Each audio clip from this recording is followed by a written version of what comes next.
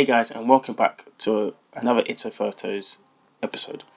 And I think this episode you'll enjoy very much, as I recently went out in London, Imperial Wharf, which I recommend whilst the weather's still good to go around and take a walk, take your mind off things. It's a very nice place to go have a walk, and if you're into photography, make some photos and content. I like to keep this intro very short. I don't want to talk too long and waffle on too long, because I've noticed that I waffle on a lot, and I'm probably going to put waffle as another counter, as you've seen from the last video, which I may put up either here or here. Definitely go and watch that video. I enjoyed making that very much. Now that I've got that plug out the way. But yeah, I'd like to thank two photographers that inspired this street session, or the way I did this street session. First, Mike Chudley, and secondly, Chris Chu. Hopefully I've pronounced that name properly. If I haven't, wow. But yeah, those are the two photographers I'd like to thank, as they both shoot on film cameras. I think Mike Chudley shoots on the Fuji X100V. Very nice camera, can't lie. And I can't remember what camera Chris Chu shoots on, but I've seen his content on YouTube and his photos are crisp. But yeah, both of those two photographers, and there's a whole host, but those two just stand out for me, that shoot on film cameras and do film photography essentially. And that medium is something that I've been growing in interest. But the problem is I do not have a film camera. As you know from all the titles that I've posted so far, I have a Nikon D3500 DSLR camera, so it's a digital camera. But that didn't stop me. The aim of the street session was to create some film style photo edits that you would see on screen using Lightroom, so using a preset that I've created, and I'm in the process of creating a few more, taking inspirations from photographers and particular websites that I've been on, to achieve this goal, achieve this look that I'm going for. Before we get into the video, don't forget to hit the like button if you enjoyed the video. Even if you didn't enjoy the video, hitting the like button is always appreciated. Subscribe if you're new around here and want to join the journey, and hit the bell icon to get notified when new episodes drop.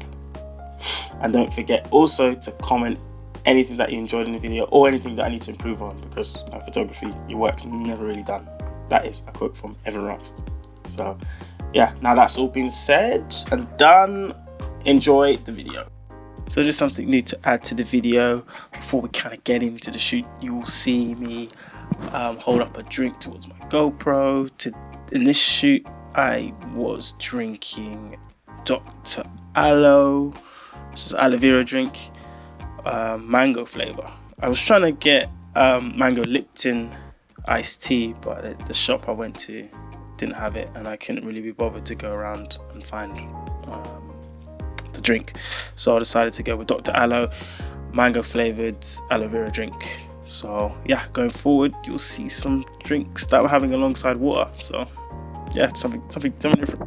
So a nice simple shot to start the episode off, start the session off. It's leading line from the train tracks, building in the background, and relatively empty platform.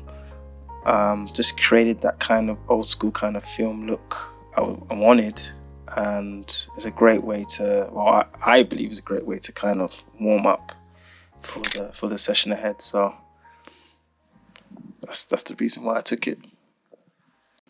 So for the second photo, I was quite lucky to not have to wait for a subject to come into the frame for very long.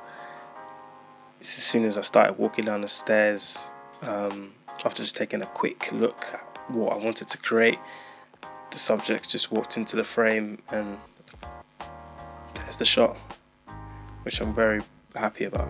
Not too much to say about it. The photo speaks for itself.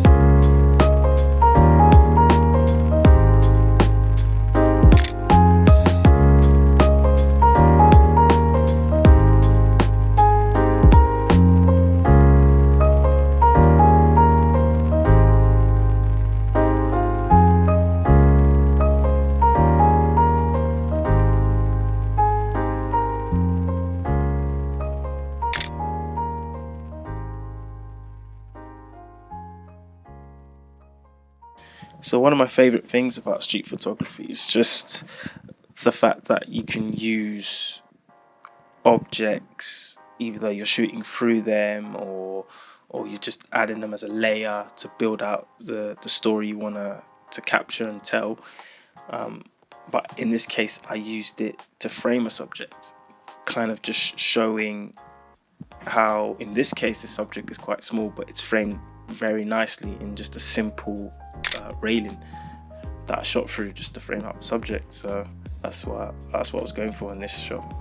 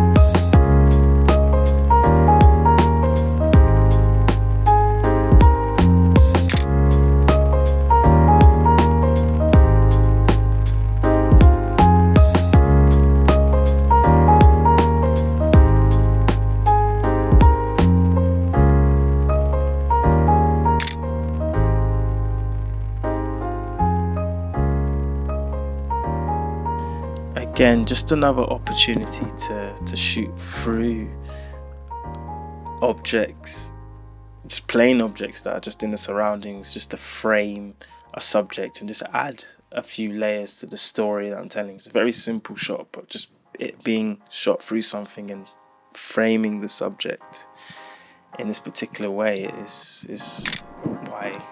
why I did the shot, why I made this shot, because it made sense.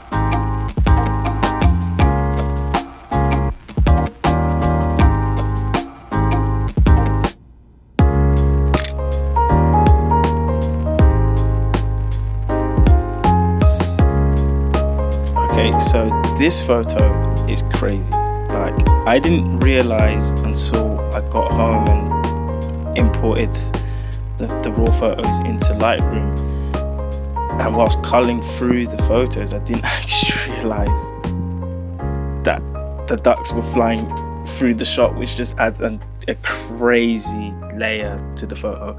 I think if the ducks weren't in the shot, in the frame, I probably wouldn't have picked it and edited it in this way. But the fact that I didn't even actually realize that they were in the shot, went back home, looked at it, it's crazy. It's one of those moments. Again, that's why I like street photography. You never know what's going to happen. It's quite unpredictable, and this is just an unpredictable moment that happened. And yeah, I really did not anticipate for them to be flying at that point, and I was to click the shutter and capture it and freeze them in that moment. So I'm very happy about this one.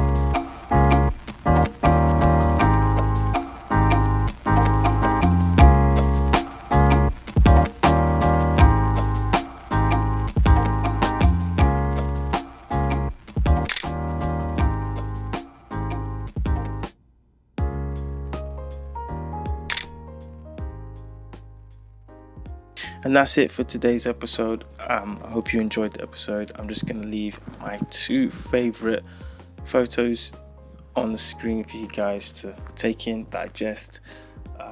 Let me know in the comments below what you liked about these 2, or if you liked any other photos, or again if I need to improve on anything, because you guys have been dropping some great comments in the previous videos about my audio and stuff, so all that's been appreciated, and I'm hard at work trying to get some good quality content for you guys, so I appreciate that. So yeah, and one more thing I like to say is that I did use a preset that was inspired by some other photographers that I mentioned earlier in the video, and a few websites that I've been and photo books that I've looked at.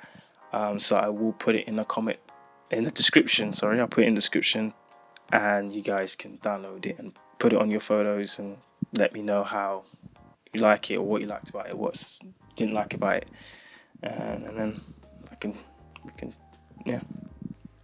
what you didn't like about it, and then but yeah, don't forget to hit the like button, subscribe, hit the notification bell so you know when new episodes go live, when new episodes drop, and stay blessed, and thank you again for watching. I'll see you again in the next one.